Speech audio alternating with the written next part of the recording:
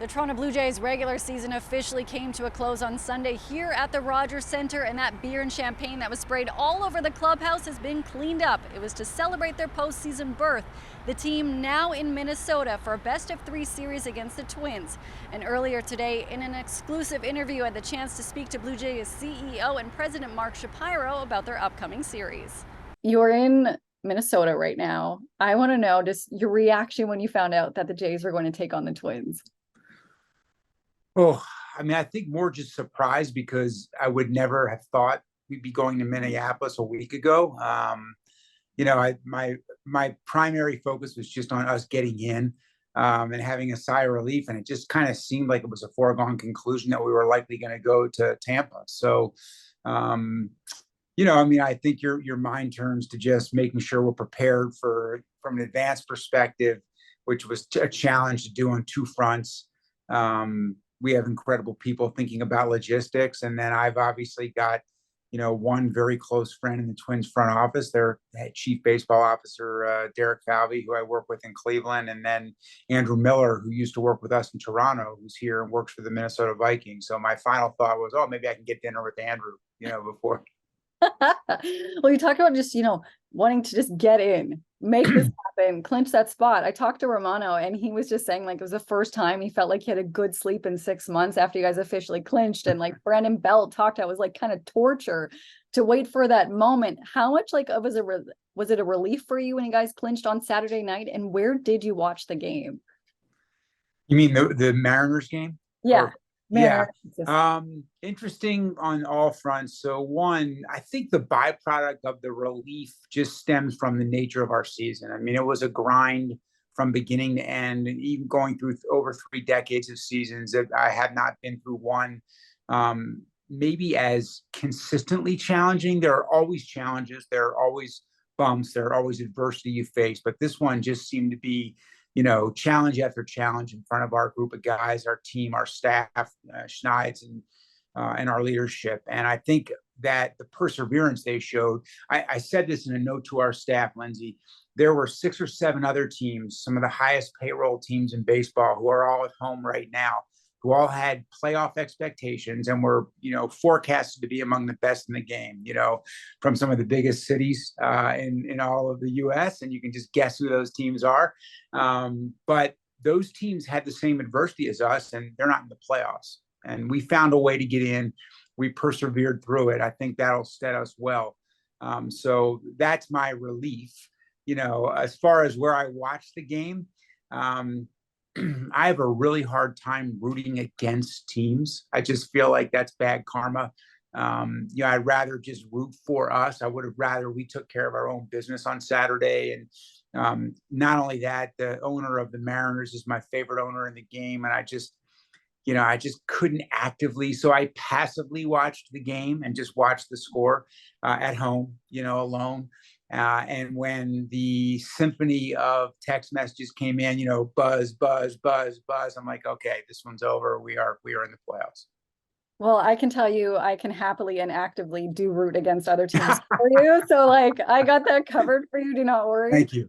Talk about like adversity and all that. Just, there's been, I know, a big storyline and things you wanted to do going into the season was, the bullpen and pitching. How clutch has the pitchers been for you at so many points throughout this season? Yeah, I mean, our run prevention, both defensively, and the pitching staff, obviously, a dominant rotation and an incredible back end of the bullpen has largely gone as we would have hoped. Not always the way you would have expected it to go. Certainly the performances from Kikuchi and, Jose Berrios are, beyond what we could have hoped for and expected. Gauze acted like a number one, which he certainly is. And obviously incredible disappointment from Alek Manoah. So, you're going to face those challenges and those disappointments. If you had said that we would have that challenge, at the start of the year, it would have been a big blow to our ability to succeed. So again, I think that it gets back to other guys stepped up. The bullpen was, really deep and strong. And then our Ross and our baseball ops staff went out and made it deeper by acquiring Jordan Hicks at the trade deadline. So that kind of baseball, Lindsay, plays well in the postseason. The run prevention, strong defense, and a deep power bullpen. And we have a power bullpen. So I really feel like we're as well situated as any team heading into the second season. The second season, you talk about that confidence and that belief in this team, but there's always kind of like a randomness with playoffs, no matter what sport it is. There's nothing you control about it. How do you kind of deal with playoff stress? Yeah, that is absolutely true. There is a randomness to postseason. Most fans don't accept that. I mean, I think that's why, if you just keep getting in, sooner or later you're going to win. So the season of 162 is a much better measuring stick for the job you've done and the success that a team has had.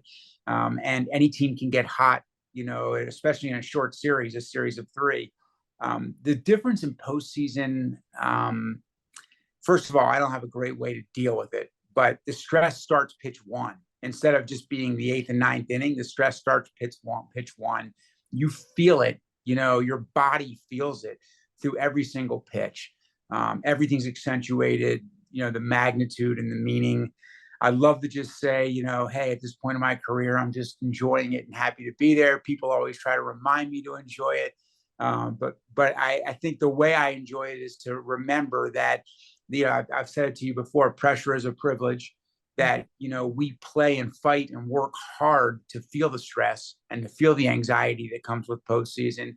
And I'd much rather be feeling that than I would be relaxing at home watching other people play. So I embrace the stress, but it's there and it's heavy. And I know, like, you have so much to do. You're so busy right now. Like you mentioned, you're in Minnesota. You're not at home relaxing. You want a deep playoff run. So I'm only going to ask you one more thing, and it's kind of a really positive note. Blue Jays attendance was above 3 million this year for the first time since 2017. Renovations, I think that really brought people in. What was it like to kind of see that joy brought back to the ballpark, even if the highs and lows of some of the games, fans came out? Yeah, I mean, I think I'm so proud of our staff from top to bottom, particularly on, they debuted and executed on the outfield district while planning for what you haven't seen yet, which is phase two, which is going to begin once we're done playing this year, and is remarkable because we're going to completely demo the entire lower bowl and rebuild the lower bowl. So to see the place packed, to see this new spaces being used from first game to the last game, packed with people enjoying it, to see the those spaces used the way we had envisioned them being used, and really Rogers Center having a different dynamic than it's ever had before. Truly a ballpark dynamic with the outfield fences and the bullpens and the closeness to the players the fans felt. That was incredibly gratifying. It's always been a little bit daunting thinking about the next phase, and it is scary to consider that we're going to tear that out. We've got to get that rebuilt in 5 months. That's unbelievable, even for the contractor we're using, who's never done a project that fast. But I'm also excited, and I believe in our group and the work they've done to kind of show our fans what that's going to look like.